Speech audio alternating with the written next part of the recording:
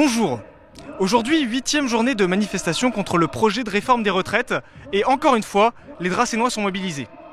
D'ailleurs, avec le passage du texte en commission mixte paritaire, une nouvelle étape a été franchie, puisque nous nous rapprochons définitivement du vote final par l'Assemblée. Et la possibilité d'un 49.3 reste en suspens. Il y a de fortes chances en tout cas que le 49.3 soit utilisé.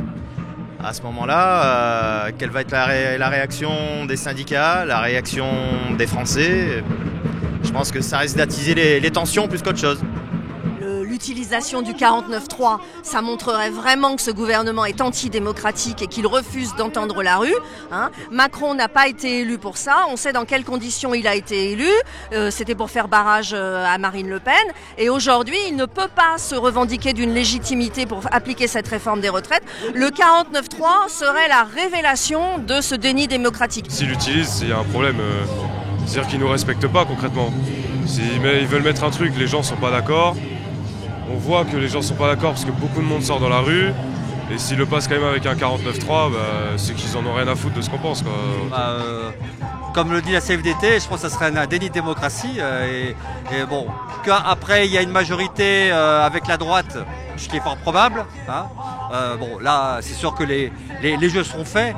Mais un 49.3, pour moi, c'est vraiment un déni de démocratie. Et quand la population n'est pas entendue, elle se mobilise. Aujourd'hui, ce sont entre 800 et 1500 manifestants qui se sont rassemblés à Draguignan.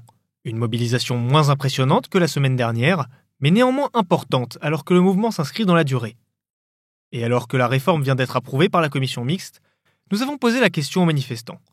Continueront-ils leur action si la réforme passait ? Bien sûr.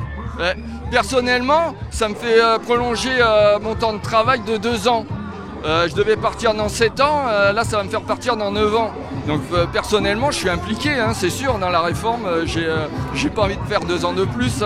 Est-ce que des manifestations se passeront différemment? Est-ce qu'il y aura des phénomènes de boycott, Enfin, on ne sait pas comment ça peut se passer. Je pense que la lutte doit prendre une nouvelle forme et doit notamment inclure la jeunesse. Il y a beaucoup de jeunes qui sont conscientisés, qui ont une attitude politique et qui considèrent peut-être à juste titre que ce type de manifestation n'est pas la solution.